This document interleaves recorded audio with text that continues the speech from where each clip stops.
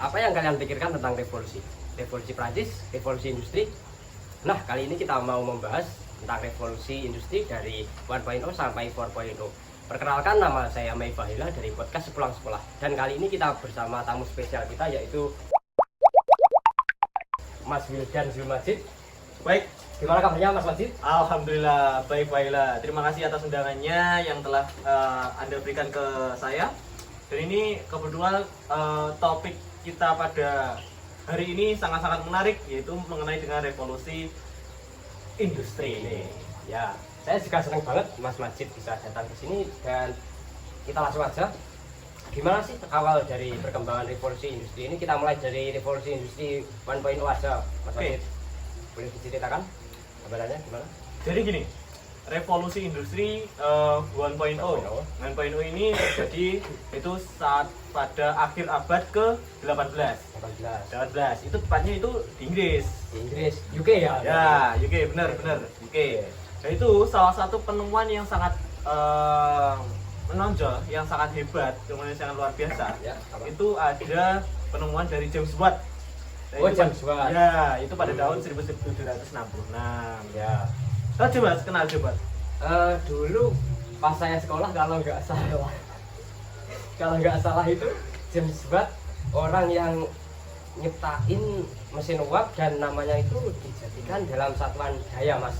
Jadinya kayak watt gitu disingkat jadi W gitu. Benar apa enggak? Benar. Itu juga ada di bungkus-bungkus lampu. Oh Bungkus iya, lampu. kayak film ya. Kayak Oh, sorry tadi guys, ini tidak jelas ya. Maaf. Jadi kita lanjut revolusi industri 1.0 ini terlebih di mekanisasi. Iya, Mekanisasi. Itu lebih tepatnya itu mesin. Kita itu dari di pabrik-pabrik itu lebih ke berbasis yang mesin. Oke. Nah, berarti revolusi industri 1.0 ini bisa mengubah struktur sosial masyarakat ya Mas Majid, karena kan orang-orang desa berbondong-bondong datang ke kota itu buat nyari pekerjaan, infoloker gitu loh Mas. Infoloker. Iya, infoloker. Biasanya kalau orang setelah lulus sekolah infoloker. Iya, betul, infoloker. Itu benar. Bisa Benar. mengubah. Benar banget. Kalau dulu kan di pedesaan itu kan pekerjaannya kebanyakan itu ada pertanian. Oh, agraris. Ya, agraris, Oke. pertanian, perkebunan, kayak gitu. Tapi semenjak ada revolusi industri 1.0 ini, itu terjadi perubahan yang sangat drastis. Itu masyarakat dari di pedesaan itu berbondong-bondong ke kota Ya. untuk mencari pekerjaan yang lebih efisien, yaitu di pabrik-pabrik itu. Oh, jadi nama kerennya itu urbanisasi gitu ya Mas? Urbanisasi. Kalau ini urbanisasi, sama halnya kalau di Indonesia itu orang pedesaan ke Jakarta kayak gitu. Ah, ya, buat mengadu nasib ya. Adu nasib. Oke. Dulu itu pabrik-pabrik itu lebih modern dan lebih efisien kan itu. Karena semuanya itu berbasis dengan mesin. Oke. Terus bentar Mas Haji. Boleh diminum dulu Mas? Oh, boleh nih. Iya, boleh, silakan. Ini apa ini? Ini teh apa, Mas? Teh apa? Jasmine. Teh jasmine, guys. Monggo. Nah, setelah revolusi industri 1.0 itu kan pasti ada lanjutannya ya Mas Majid. Nah, Ya. itu bisa diceritakan gimana proses dari revolusi industri 2.0 itu? Tadi kan kita membahas 1.0. 1.0, Sekarang kita ke 2.0. 2.0, Ya, ini lebih tepatnya ke elektrivitas elektrisitas, atau berbasis listrik. Berbasis listrik. Oh, Kalau kita 1.0 kan tadi mekanisasi. Nah, mekanisasi. Kalau 2.0 ini lebih ke listrik. Lebih ke listrik Ya. dan lebih ke produksi massal. Gitu. Itu prosesnya abad berapa ya Mas kira-kira?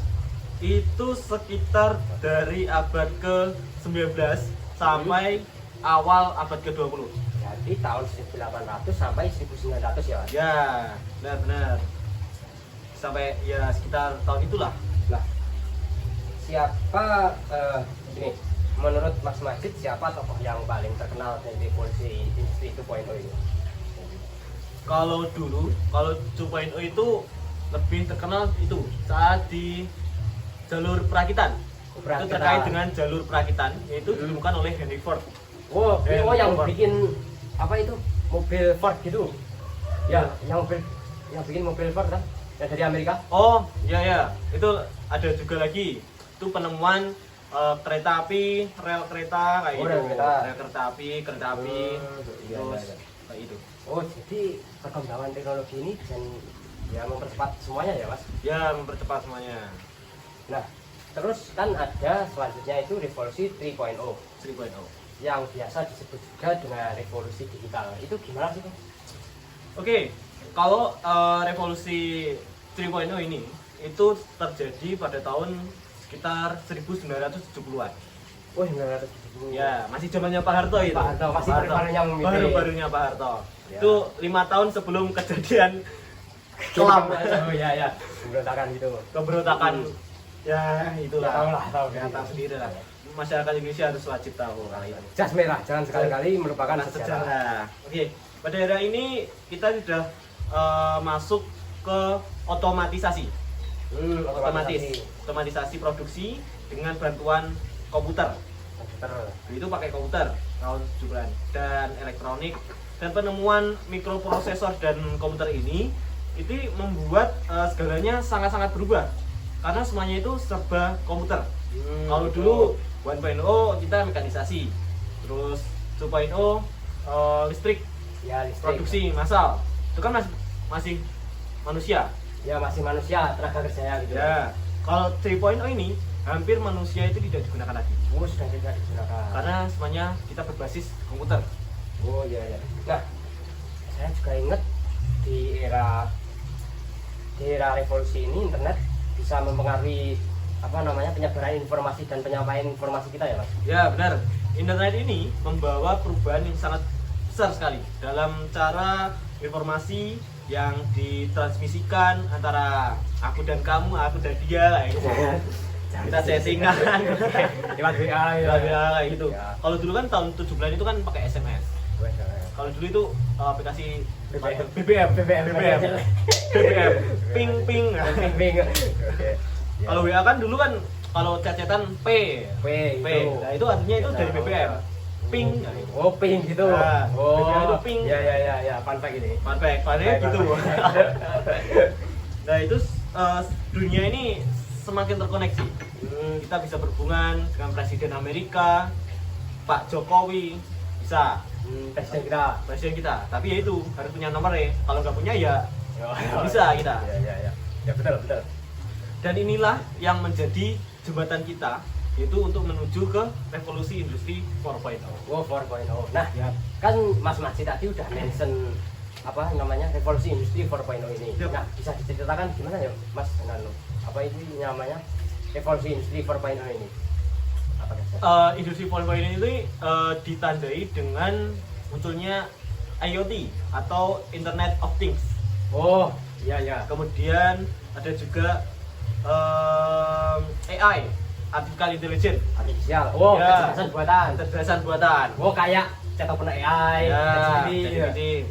Bahkan sekarang itu anak-anak siswa dan siswi itu ngerjain pakai ChatGPT. Masa? Iya.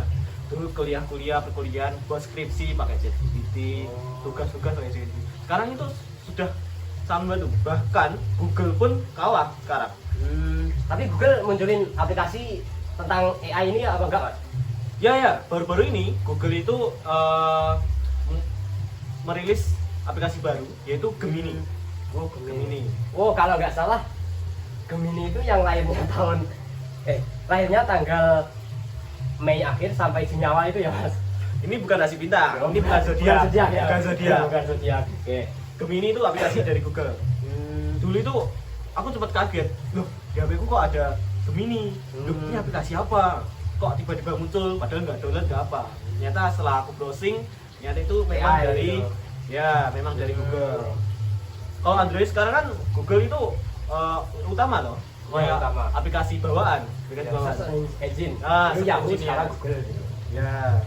Oke. Jadi kalau dulu teknologi cuma bisa membantu manusia, sekarang juga teknologi itu punya ekosistem produksi sendiri ya, Mas, untuk pengembangan teknologi selanjutnya ini. Bener, Jadi kayak punya pasar sendiri gitulah. punya pasar sendiri. Teknologi ini mungkin teman-teman bilangnya teknologi ini hanya alat atau gimana. Tapi ini bukan. Teknologi ini memang menjadi bagian, yaitu dari sistem yang otonom. Otonom IKN. Oh, bukan IKN, beda Bukan lagi sama IKN. Oke. Yo, hampir sama IKN. Iya. Tapi kan IKN itu buku kota, bukan otomatisasi. Bedanya ada I-nya itu ya. Ya, iya. Otonomi. Ada juga otorita IKN. Otorita IKN. Otorita. Iya. Dan itu misalnya otonom itu misalnya kayak kita itu di pabrik. Di pabrik itu mesin-mesin itu bisa berkomunikasi. Wow, sudah independen. Istilah kerennya. Bahkan hari ini pun itu semuanya robot. Pabrik-pabrik itu robot. Kalau dulu kan manusia. 3.0 itu hampir manusia itu sudah tidak dianggap. Itu masih hampir. Kalau sekarang itu sudah. Oh gitu. Nggak ada. Berarti ya kasarnya Robot. gini ya. Kalau manusia itu cepat digantiin robot, berarti kan pekerjaan itu banyak yang hilang gitu kan. Banyak yang bilang. Maka pada tahun-tahun ini yang paling dicari adalah dari jurusan IT. Wow, sistem Teknologi. informasi gitu ya. Ya, ilmu Oh, teknologi. oke, bagi kalian yang ingin kuliah, ambil aja sistem informasi atau IT ini ya. Nanti gaji kalian gede, nanti juga bisa membeli Mercy ya mas. Ya, pesawat juga bisa. Saya juga bisa, pesawat Pesawatnya komersil, kayak- pesawat jet. Jadi, Mas, itu cuma minjam. Oh, minjem. Iya, Oh, minjem. minjam. Oh, minjem. Mohon maaf Mas Kaisang. Nah, kan ini sangat menarik banget ya mas. Terus, tapi kan ini tentu aja ada tantangan kayak kebutuhan upskilling dan reskilling untuk para tenaga kerja ini karena kan sudah banyak digantikan oleh teknologi. Sebentar Mas. Upskilling sama reskilling itu apa? Bentar saya browsing dulu. Browsing dulu. Bosnya browsing dulu. Oke. Bentar ya. Ya, ya. Upskilling dan reskilling. Soalnya belum pernah dengar aku upskilling sama reskilling itu apa. Oh gini, saya bacakan ya mas. Ya. Upskilling adalah program untuk meningkatkan kemampuan guru, sedangkan reskilling adalah pelatihan kemampuan baru bagi para guru. Nah, itu kayak gini mas, simpelnya.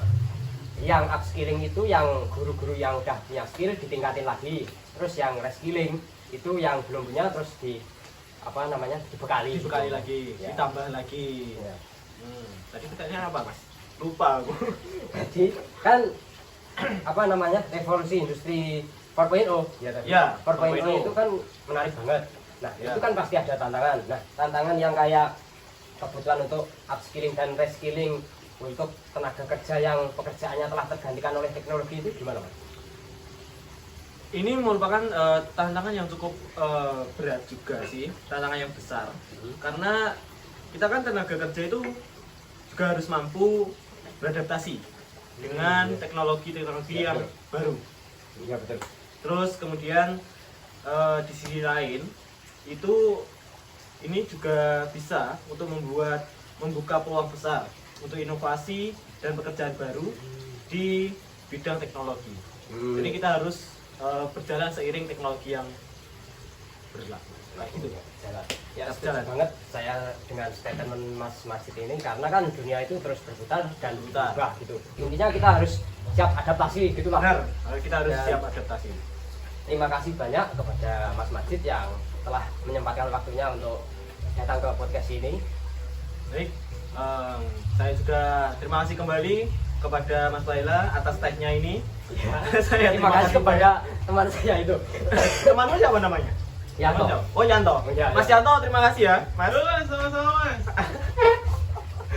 Oke, saya juga berterima kasih atas topik yang luar biasa ini, atas pembahasan yang luar biasa ini, dan kita tunggu lagi revolusi industri 5.0.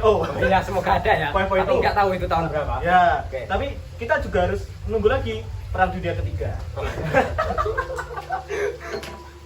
Oke, terima kasih buat para audiens yang telah mendengarkan podcast kami yaitu podcast Pulang Sekolah dan sampai jumpa di episode selanjutnya. Bye bye.